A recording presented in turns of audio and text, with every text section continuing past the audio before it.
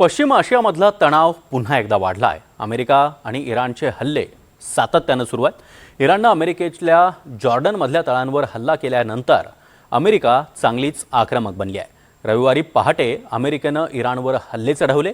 आता इराणची संपूर्ण लष्करी ताकद संपल्याशिवाय गप्प बसणार नाही असा इशाराच अमेरिकेने दिला आहे आणि अमेरिकेने इराण विरोधात ऑपरेशन बदला सुरू केलाय। पाहूयात।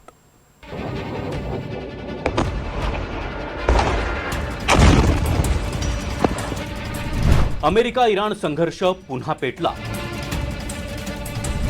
अमेरिकेचं इराण विरोधात ऑपरेशन बदला। अमेरिकेचा इराणवर पहाटेच बॉम्ब हल्ला। अगदी पहाटेच्या सुमारास अमेरिकेनं केलेला इराणवरचा हा मिसाईल हल्ला। फटाके फुटावेत तशी ही मिसाईल्स इराणच्या वस्त्यांवर कोसळली आहेत। रविवारी पहाटे 4:30च्या सुमारास इराणच्या आकाशात अशी अंधाधुंद आग पसरली होती।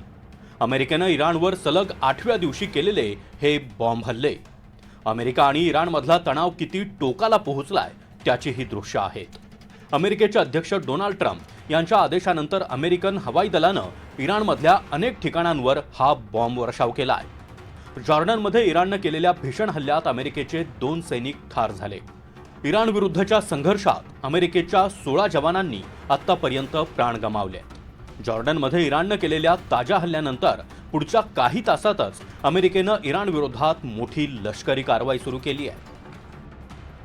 रविवारी पहाटे 4:30 वाजता इराणमधल्या लष्कराचे तळ, क्षेपणास्त्र प्रक्षेपण केंद्र आणि शस्त्रसाठ्यांना लक्ष्य करण्यात आलंय। इराणच्या दक्षिणेकडच्या बंदर अब्बास आणि बंदर लेहंग या 2 शहरांमध्ये स्फोटांचे प्रचंड मोठे आवाज ऐकू आले।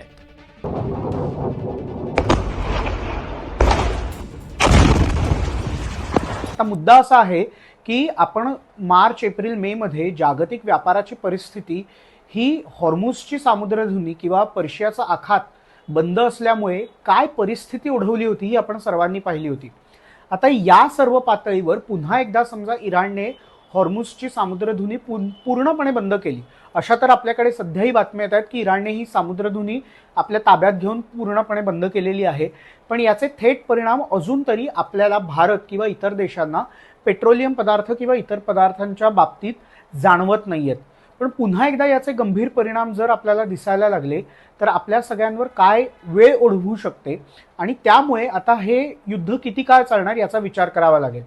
इराणच्या इस्लामिक रिव्होल्युशनरी गार्ड कॉर्प्सकडून जॉर्डनमध्ये तैनात अमेरिकन सैन्याला लक्ष्य केलं जात आहे असं अमेरिकेचं म्हणणं आहे। त्याला उत्तर देण्यासाठी ही कारवाई करण्यात आल्याचा दावा अमेरिकेचा आहे।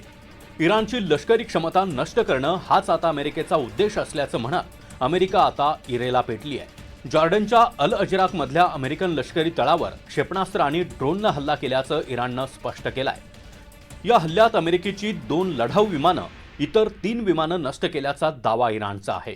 मात्र जॉर्डनच्या सैन्यानं इराणचा हा दावा फेटाळून लावलाय। जॉर्डनच्या हवाई संरक्षण प्रणालीनं इराणची 10 क्षेपणास्त्र हवेतच नष्ट केली आहेत असं जॉर्डनचं म्हणणं आहे। अमेरिकेत पुढल्या 3-4 महिन्यात म्हणजे खरं सांगायचं तर नोव्हेंबरमध्ये मिडटर्म मध्यावधी निवडणुका आहेत। या मध्यावधी निवडणुकांच्या आधी डोनाल्ड ट्रम्प यांना स्वतःला सिद्ध करावं लागेल आणि हे सिद्ध करण्यासाठी त्यांचे हे मोठ्या प्रमाणात प्रयत्न सुरू असल्याचे सुद्धा आपल्याला दिसतंय। त्यामुळे या सर्व प्रश्नात सध्या तरी नोव्हेंबरपर्यंत तरीही आपल्याला कोणतंही सोल्युशन किंवा यातून कुठला तरी मार्ग सापडेल असं आता वाटत तरी नाहीये। पण याचा आता गंभीर परिणाम आखाती देशांवर काय होणार, पश्चिम आशियातले इतर देश याचा कसा विचार करणार, कारण त्यांच्या अर्थव्यवस्थांना सुद्धा याचा जोरदार फटका बसलाय। अमेरिका आणि इराण दोघेही एकीकडे शांततेची भाषा करतात आणि दुसरीकडे युद्ध सुरूच ठेवतात। पश्चिम आशियामधला हा तणाव असाच सुरू राहिला तर भारतावरचं तेलाचं संकट अजूनच तीव्र होईल। जोपर्यंत अमेरिका इराण तणाव संपत नाही तोपर्यंत अख्ख्या जगातील तेल पुरवठा साखळी आणि आर्थिक गणितं धोक्यात असणार आहे। Bureau report, NDTV Marathi, Mumbai.